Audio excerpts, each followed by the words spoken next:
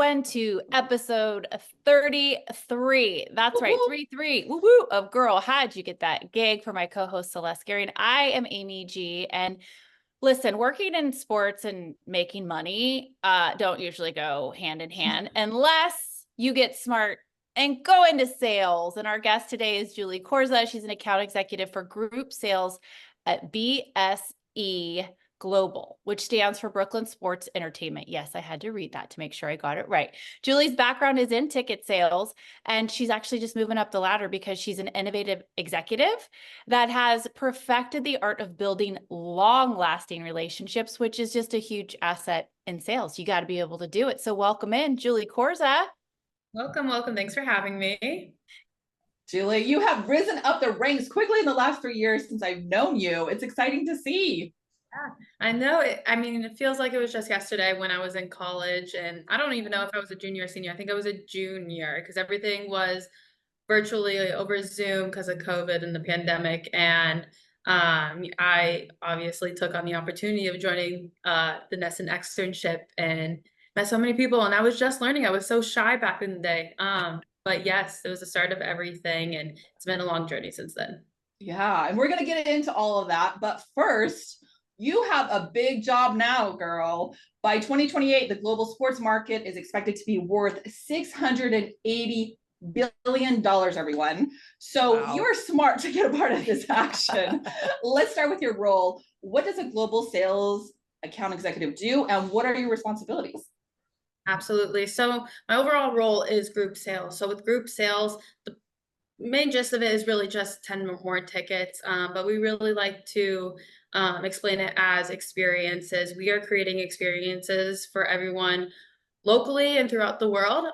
So locally, especially in New York, we're building relationships with local schools, local nonprofits, corporations, youth basketball programs, things like that. But then also within New York City, we have a large tourism market. It's the number one city in all of the US for tourism. There are millions of people here every day. I don't know the actual statistics, but I do know the streets are crowded all the time. And people are coming from all over the place. So within my role now, I really branch out. I am working with people throughout all over the world, Europe, Canada, South America, everywhere, to get these people into Barclays Center, which is really fun.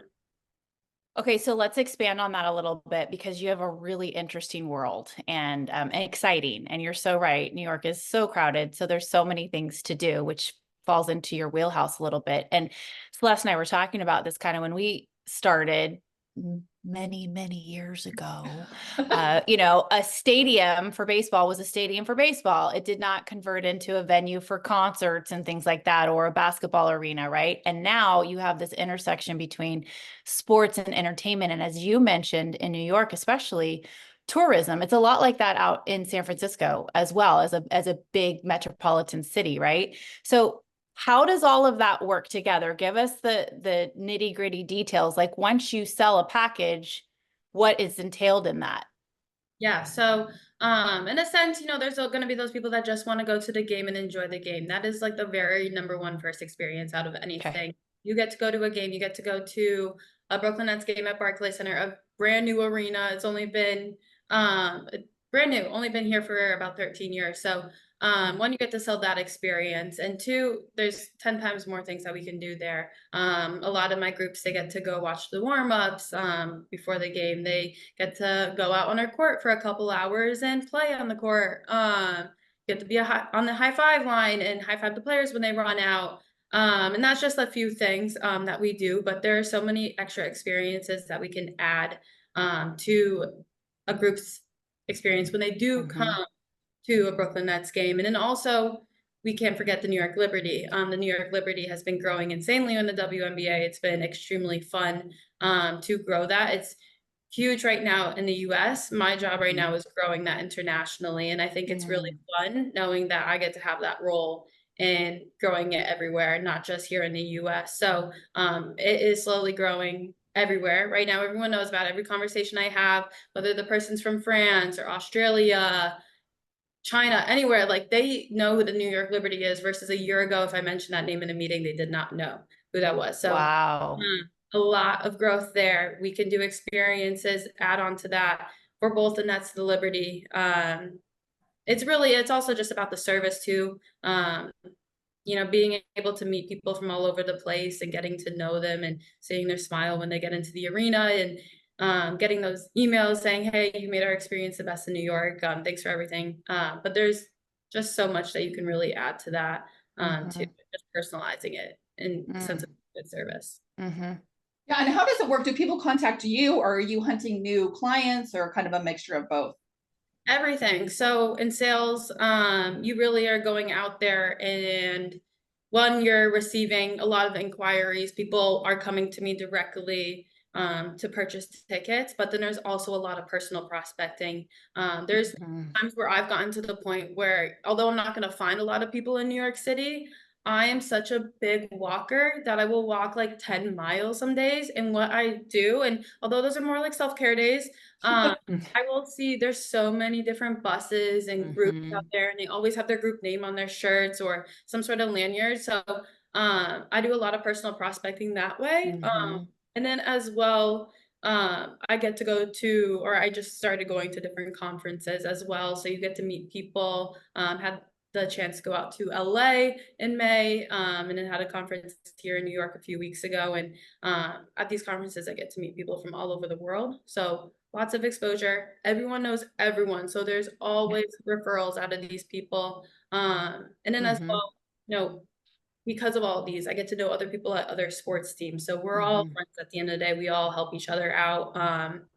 And it's a lot of work, but you can find them personal prospecting, like I said, or inquiries and referrals and all that. I've always said if I had to do sales, which I don't want to at all, it would be in sports, because at least I would be passionate about what I was selling, right? Like I believe in what you're selling for sure. I do want to go back before we get into your educational background, which is so important on this show for anybody listening, what your path was. I want to just get back into the New York Liberty for a second and just get your opinion. I know you're young and you're fairly new into the sales world, as far as Celeste and I are concerned, but do you feel that this is a trend for women's sports to be popular right now and it's going to fall off? Or do you think it's here to stay? This movement that we've been feeling really, really impactful since Caitlin Clark signed, I think was kind of this like extra moment. I think it's been building for years, but we're seeing women's sports develop in other areas, whether it's soccer or professional volleyball league now. And what can you share about your experience in your sale volume regarding women's sports, and if you think it's here to stay? I think it's here to stay. I think this is just the beginning. I mean, there was this photo posted on Overtime Women's Basketball on Instagram, and I literally took a screenshot of it and saved it. But the arena from like the New York Liberty a few years ago was like very, very empty. They played in Westchester versus now it's a full out, like sold out stadium of nearly over 18,000 people, almost every single game. And I think it's here to stay. It is in a sense the Caitlin Clark effect, the Angel Reese effect, and the rookies and how well, these people are coming into, but there's so many good talent behind them. And I think that's also like just seeing from high school days, like when I played basketball to now, I know there was great talent always years ago, but I just feel like it's growing. And I also know social media has a huge effect in that. So now you got the highlight reels and you got all that. But I genuinely think with women's basketball that there's so much more exposure now with social media, and the talent is just very, very well right now. It's spectacular to see. I think it's just growing a ton. And I don't know if you know Ellie the Elephant for the New York Liberty, but even like icons like that, Ellie the Elephant is huge on social media right now. That blows up the New York Liberty, but in a sense, it's just the talent itself. It's the women. They're amazing, amazing people. And I think it's here to stay, transparently. And Ellie's braid is so cute too. Like her little braid that she has, or I guess I should say long braid that she has. It's so cute. So cute. So cute. So, and I love hearing this conversation because when I graduated, the WNBA was just starting. So some of my teammates got drafted for the WNBA. But like you said, Julie, the talent was always there. Cheryl Swoops, right? Don Staley. There were competitive teams with the Olympics all of the time. 100%. And a lot of the players were going over and playing overseas because obviously they could make more money playing over there instead of playing in, some semi-pro leagues that were trying to get off the ground. So it's been nice with the NBA really having that backing too, financially backing the WNBA. So it's exciting to see. I know with Ellie the elephant, you get so many little kids that just love her. So let's talk about you as a little kid. Did you play sports? You talked about you played basketball in high school. Did you play any other sports? And who are you a fan of? Yeah, so throughout elementary, middle school, high school, I played soccer and basketball my whole entire life. Obviously, my parents threw me in dance classes and gymnastics and everything. But my main two sports were soccer and basketball. I actually loved soccer throughout elementary and middle school. I thought that was going to be my sport. And then little switch around, I loved basketball starting in high school, and it became like the best thing ever. I played AAU. I did everything. I would go to the local gym and play basketball all Sunday long. I would just join every single team. Hey, you need a player. I was joining. But yes, big basketball girl. My favorite team, I'm a Boston Celtics fan. And in college. Oh no, we have to end this podcast right now. I'm kidding. I'm kidding. I'm kidding. I'm kidding. I'm a Massachusetts girl. So Gotcha. Boston. And then my college team was Duke, men's basketball. Oh no. Oh, do you see where my Yeah. son goes? Oh my God. Oh no. It's okay. It's okay. I already liked you from the start. We're going to continue. It's okay. I'm teasing you. I'm teasing you. Oh my God. And then women's basketball, I've always loved UConn, obviously. I live probably like 30 minutes away from UConn. I've never gone to a game before, but growing up watching Brianna Stewart and all that. No, I work for her in a sense. Yeah. It's great. We got to get you some tickets to UConn, get that off your bucket list. So what town did you grow up in Massachusetts? I'm from East Hampton, Massachusetts, a very, very small town in Western Mass. Okay. All right. Small.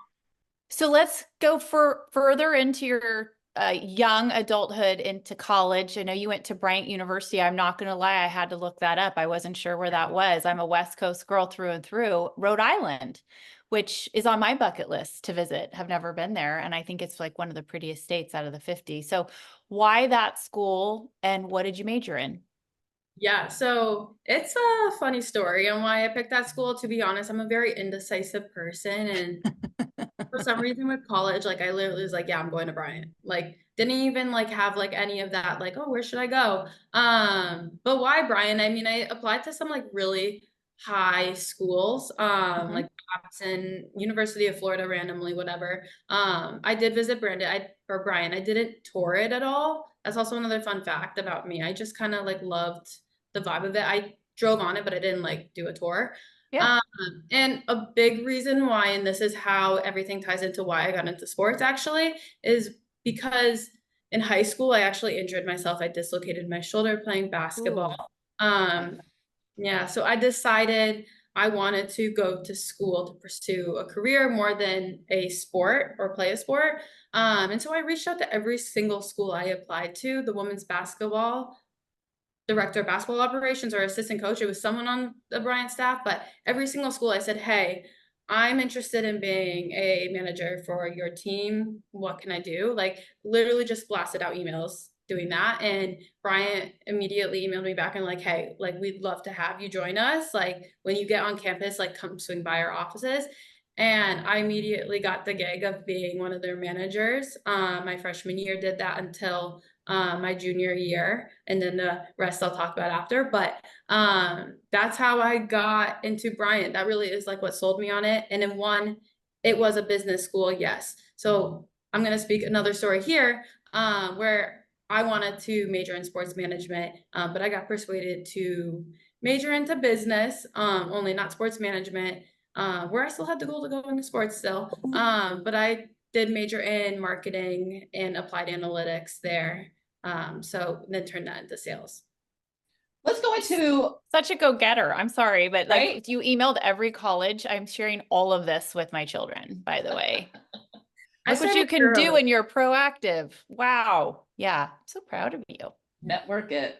So let's go into the team manager aspect. What was that like, that whole experience? And what did you learn from it that you use in your role today? I think there's a lot of things that I learned from that because transparently, my freshman year, I joined as a manager, but I was like the secondary manager. There was a primary manager, and I did it voluntarily. Like I would travel, I would do everything, not getting paid for anything. Oh, And it came to the point where I actually fought to get paid midway through my freshman year. Then got offered to get paid for the second half of the season. Got brought back into the second year as the primary manager. So I think one that just itself taught me to always stand up for yourself. I've always had I'm a very vocal person. I always stand up for what I want. And because not all these conversations are easy itself too. So it kind of teaches you how to handle tough conversations. And that's helped me till this very day today. But it's been such an amazing experience.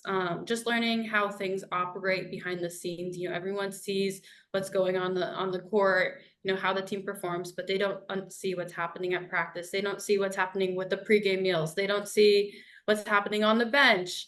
Or when you're traveling with each other, like it also taught me time management.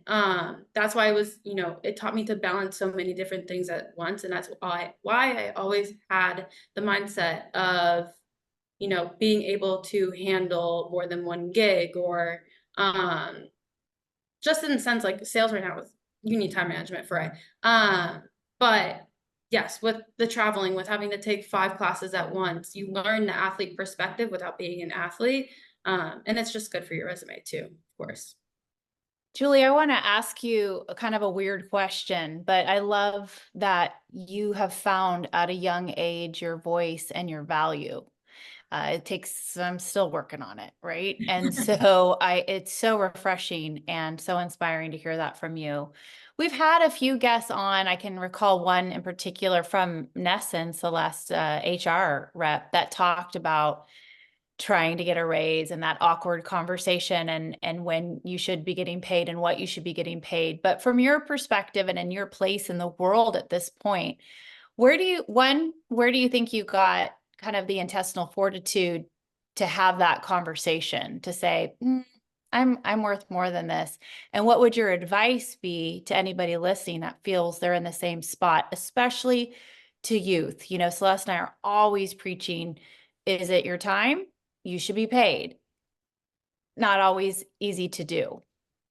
Right. Well, I will go way far back, to be honest, just to give another quick story. But when I was in high school, I actually after I was already on varsity, I got cut to JV, I had my high school basketball times. I had to deal with a lot of tough conversations with my coach.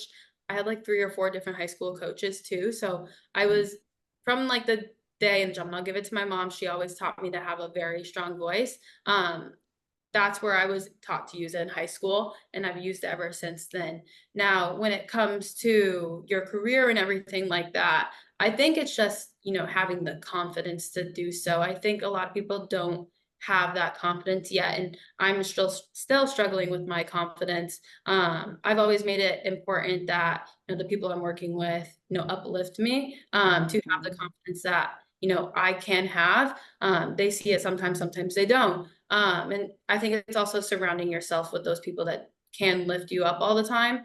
Now, with that, when you do have the confidence, you understand, what you deserve. But when it comes to, hey, I deserve this, it's more than just, hey, I think I deserve a promotion, give me a promotion. It's really coming with the, hey, 1, 2, 3, 4, I've done this, and that. Here are the examples of what I've done.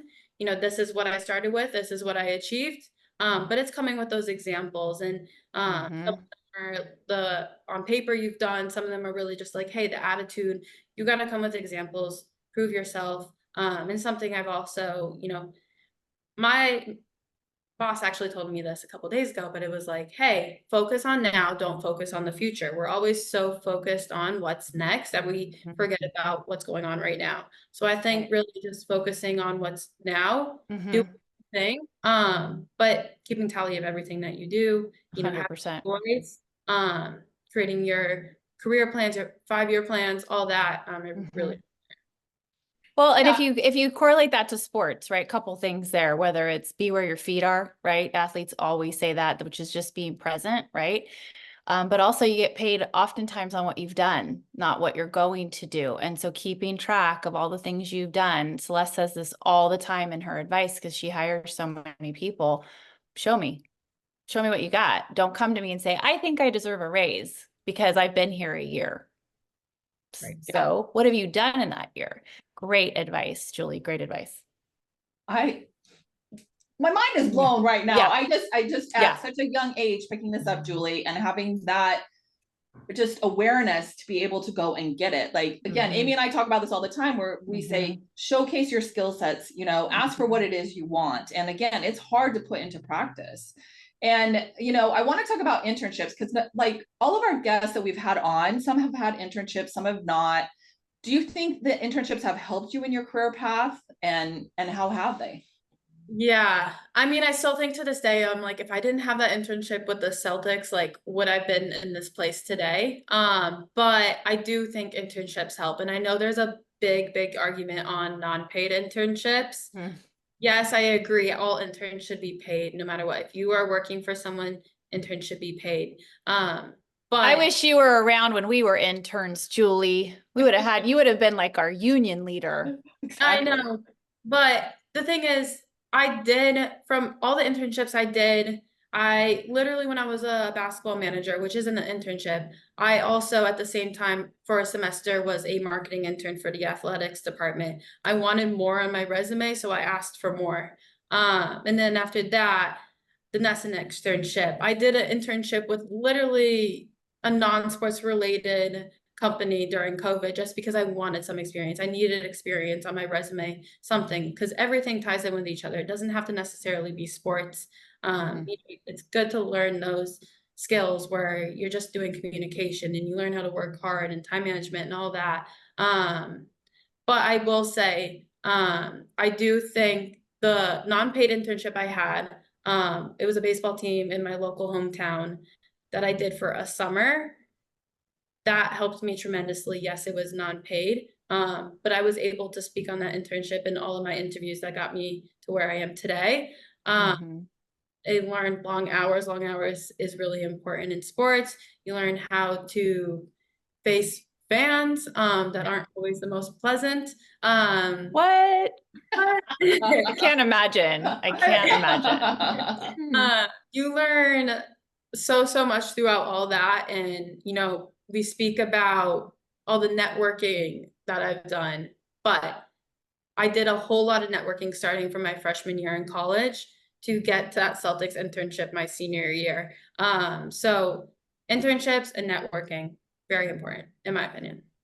Yeah, and let's talk about the externship because that's how I know you, Julie. And Amy talks about this all the time, and I've learned so much from her about listening. And I felt, you know, you hit the nail on the head because you were quieter in that externship. And for all of you that don't know what the externship is, during the pandemic, you know, I came up along with, in essence, HR with a program to reach out to all these college students because they felt isolated, they weren't going to classes. And I thought, okay, there were no internships available. What can we do for this group? So we created an externship program where basically we were bringing people in, you know, from all across the country virtually and letting them meet all different people across Nesson. There were people in IT, there were people in production working in trucks. It didn't matter what anybody did, HR, and those people would teach skill sets and have like a Q&A afterwards. So you know, Julie, I know you listened so well and you took so much in that process. What did you really get from that experience?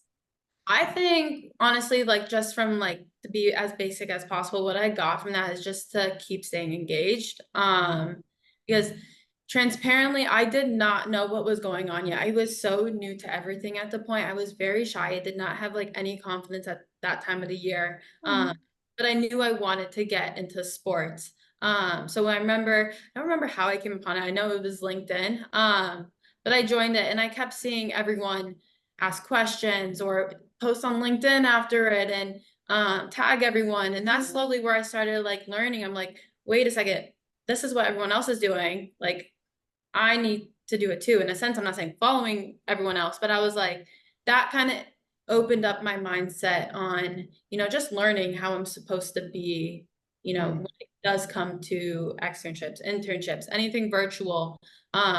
It was great to join. It was great to learn from everyone, to get different perspectives. And then not only the Nesson one, shortly after the Celtics ran something, forget what it was called. I cannot think of it on the top of my head, but they did run something like that. And I went into the next one and I was proactive. I asked questions. I was on LinkedIn. I was connecting with everyone, which was something I didn't do in the Nesson one. It opened up my mindset to be more proactive and to learn and to be open-minded with everything. It's kind of like every stage unlocks a door to the next level of where you're ready to go. And what's so impressive about you, especially during COVID, my kids were junior high and high school during COVID, was how much it took from everyone. And you went out there and said, you know what, I'm going to take a little bit back. And I love that. And great on you, Celeste, for creating a space for that to happen for our young ones, because it's been tough. It's been a tough transition back into socializing. And I'm seeing it a lot with my college students, with my son, so a few hiccups in being able to engage and socialize. Those years took that away from them. So they're relearning it all.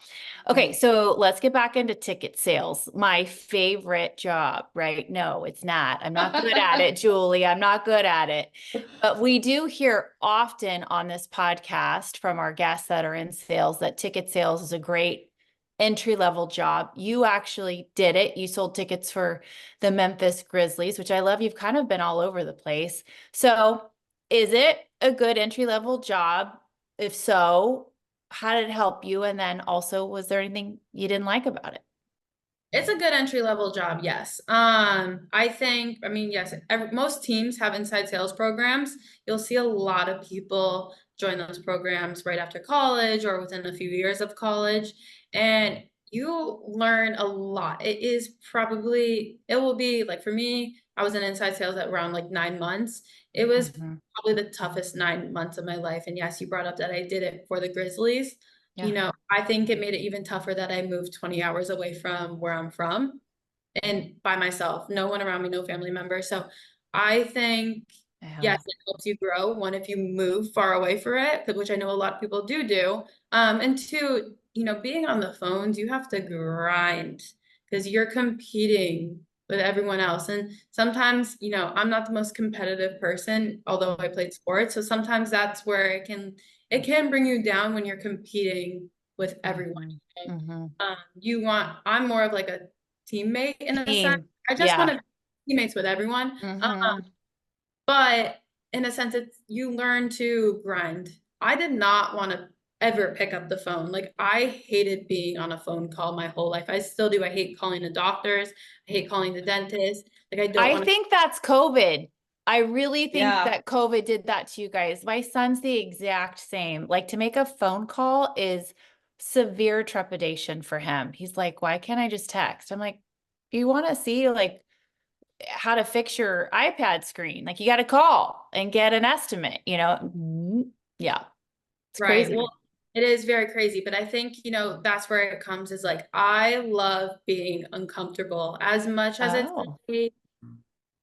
sometimes there's times where I'm like, no, but like, I love doing things that help me grow. And to be honest, like, when I was like, oh, you want to move down to Memphis? You want to do sales? Two things you've never done in your life before. You hate calling people, and you definitely haven't moved 20 hours away from home before. I was like, let's do it. And I had to do it a week within I graduated too, which is crazy thing. But I think, just making that commitment and doing things that you've never done before help you grow. Now, having to make 100 phone calls a day, sometimes it was 150, having to Oh my send gosh. emails, having to work some days that are like 13 hours long. Like, you really learn to grind. You learn everything throughout sales. You learn how to handle situations. You learn how to handle your time, which I'm still learning how to handle time. You're constantly learning new things. And some people argue that it's like, oh, in sales, your day looks the same every single day. It doesn't. There is something new every single time. You learn how to handle, like I said, tough conversations with your clients. There there's a lot. Yeah.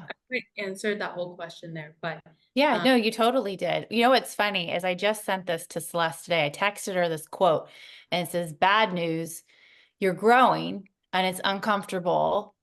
Good news, it's uncomfortable, but you're growing.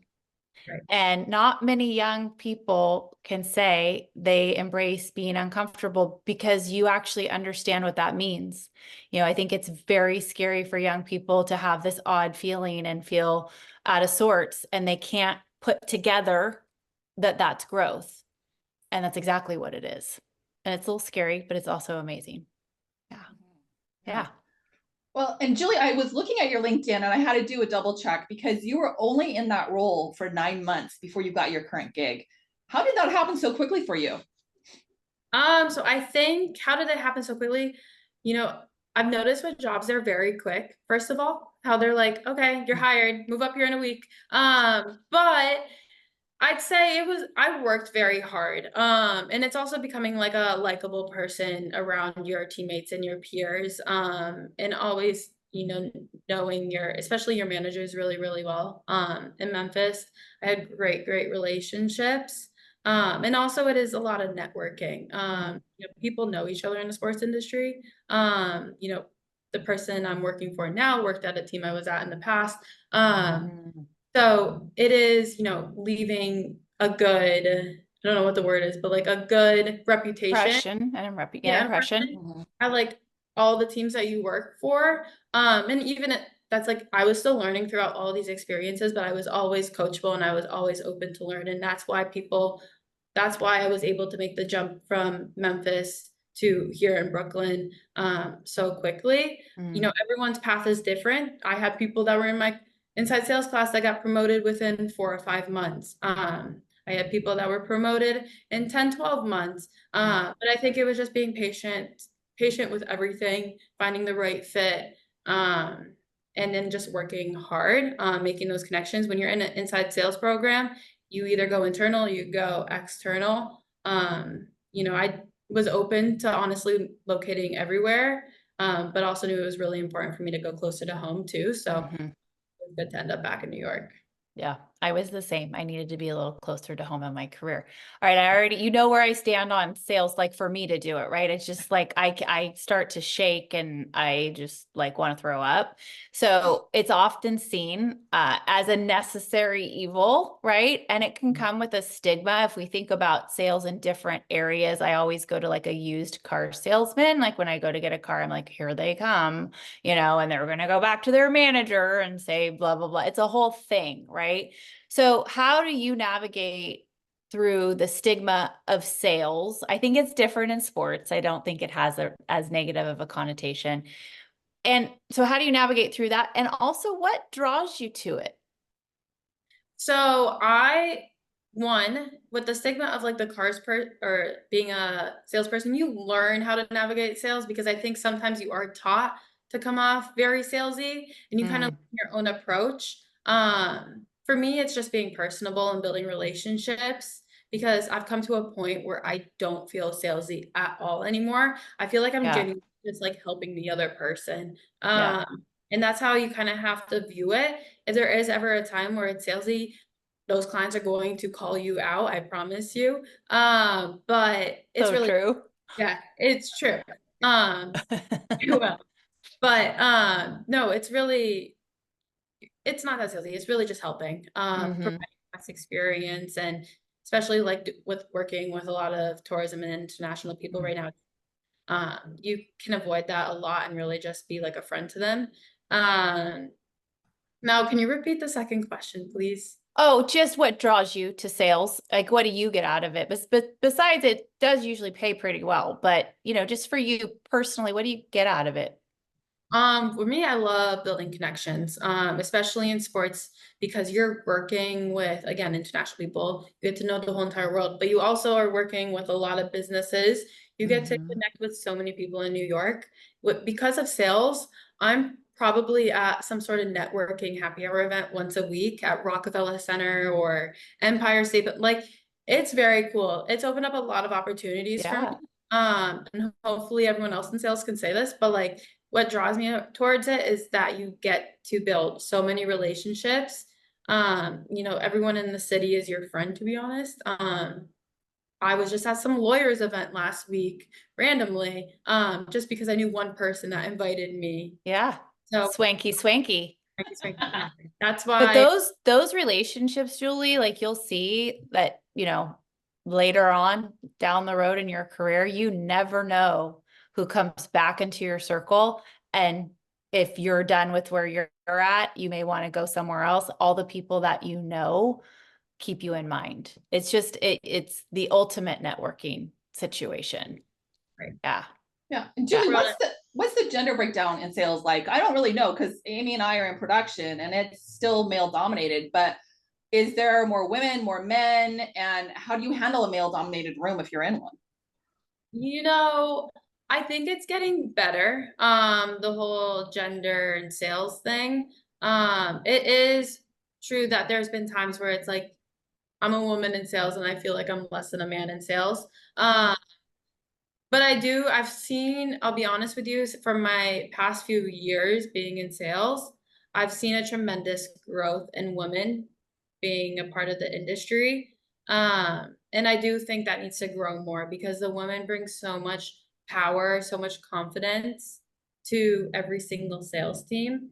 And I know there's such men in sales. Like, for instance, I've been in front of clients where it's like they look at me like I have two heads versus they look at my male manager and they're like, okay, yeah, I get it. I trust you. And sometimes that's I have noticed, but then it really just goes along with like, you need to be confident. You need to control the situation, and not have power, but you have to have a little bit of power over them and understand like, you're not just a woman.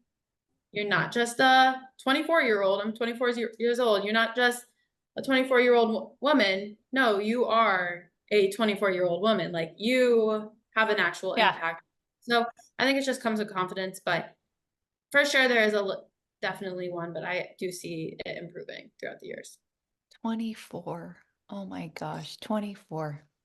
Remember when? I kind of don't. Like, I'm like, that was a really long time ago. It's funny though, your analogy of two heads, right? Because I remember vividly when I started with the Giants and I'd walk around the stadium and keep score because I was all over the place. I couldn't actually watch all the games, so I had to score the game. And like, I was going on my phone to find out what happened in innings that I was like going behind the stadium to get to my location for my next hit. And the amount of fans, as we've talked about fans a little bit, how great they are, looking at me literally like I was from another world. And they'd go, you know how to keep score? And I was like, yes, I do. Is that hard for you to put in place that a female can keep score? And you know what's funny is most players don't know how to keep score. They were always playing, so they would look at me like a freak when I was like, here's my book. And they're like, oh, you know how to do this? Like, yeah. You know how to sell, Julie? What? I'm going to talk to your male manager. Okay, we're going to wrap up here. We got two more left for you. What advice would you give to someone wanting to go into sales in the sports industry? I would say just do it. I think, like I said earlier, do things that make you feel uncomfortable. A lot of people I've talked to have said to me like, oh, I want to go into sports, but I don't want to do sales. They don't like when I say it, but it is a great way to get into sports. You learn so much, you get to know everyone, you're working with other departments. And, I really say just do it, get uncomfortable. Go move, go to a different team. Don't necessarily always work for the team you're a fan of, but go elsewhere. Like, go learn, go see other teams. Yeah. If they're in college listening, where should they start? If they're in college, where should they start? Honestly, work in college sports. Not everyone has to be a manager, but just work at a basketball game, join the staff over there. Help with the fan experiences that they do. I know there's all the different staffs that they have for football games and lacrosse games, whatever. Just like join that. That is my number one advice. College sports is the best way to get into sports. And I've seen a lot of people who get into like inside sales or even just like coordinator positions or any of those like starting positions in sports, they most likely worked for their college athletics program. Good stuff. Right. Well, we know you're living your best life, Julie, in NYC. Yeah. But we always close the show with asking, what is the best piece of advice you have for others to live by? You know, I hate to say be uncomfortable because I literally have lived by be uncomfortable for the past like 5 years. Like when I tell you it's been my background, I say it in every single meeting I have, is just getting uncomfortable. But I really think it's just believe in yourself and also be patient with the process, and not comparing yourself to others. You know, there are people right now that are my age at my college that are already in like manager positions for like tech companies. And I'm like, well, that'd be nice. Like, I'd love to have that. But it's also just like understanding, you know, doing what you love, you know, never be miserable in a job, you know, always find something that makes you happy. You know, your first job might not be something that makes you happy, but, you know, you kind of have to, you know, that's also where you need to work hard to do what you love at the same time. But I think that's really be patient with the process, get uncomfortable, keep growing yourself, always be open to learning, be coachable. There's so much. And for you, be proactive. You're a go-getter. I do need to ask one more because I missed it during the basketball conversation. What position did you play and how tall are you? I'm 5'7". I'm actually a combo guard. So I started as a shooting guard, but then ended off as a point guard and then a shooting guard when they needed me. So she gets to be on my team, Celeste, because she's not a footer.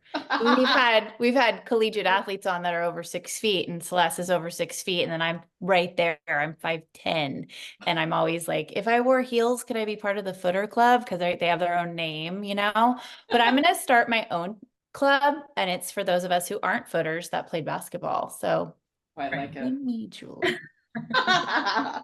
Love it. Thank you so much for your time and coming on. I just love your energy and your youthfulness, and you're so accomplished at such a young age. Just keep on keeping on, girl. You're quite inspirational, and you make a big impression.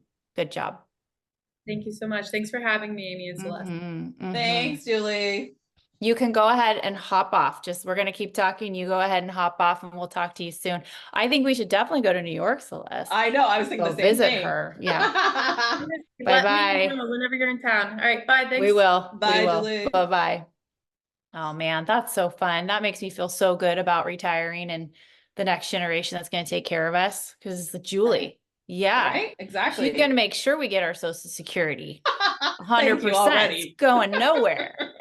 All right. Next up is episode 34, my dear, of Girl, How'd You Get That Gig? Who is the next female phenom, Celeste, that we are highlighting in sports? It's going to be Felicia Burton, who just moved down to Florida for her job working as the senior studio manager for the PGA. And Amy, I'm glad you're sitting down for this one. Yeah. But she texted me yesterday and said that her company is 50% women. What? I know. I'm so excited to talk to her about it. There actually is gender equity. It's real. It happens. I'm so excited. But when we wrap with her, can I say, bye, Felicia? You can. I hope she has a good sense of humor. I'll give you some sass back. I am totally bye, Felicia. All right. Thank you everyone for watching. Don't forget to look for our giveaways. Just follow us on Instagram. Our handle is at Girl Gig Podcast. And then we want you to subscribe as well to Girl, How'd You Get That Gig on YouTube? And then you get to be entered to win. Yeah, we randomly pick a winner from our Instagram followers and YouTube subscribers and announce those winners every 2 weeks. Amy, every 2 weeks on our Instagram page. Again, our handle is at Girl Gig Podcast. Spread the word about Girl, How'd You Get That Gig, please. You can tell your friends, yourself. You can listen on your favorite podcast app. It's everywhere. So it's easy to find. And I already mentioned you can watch it on YouTube, subscribe. It's free. So help us grow, and we'll help you get a gig. That's how this one works. I'm Amy G. Until next time, for my co-host Celeste Scaring, go get that gig.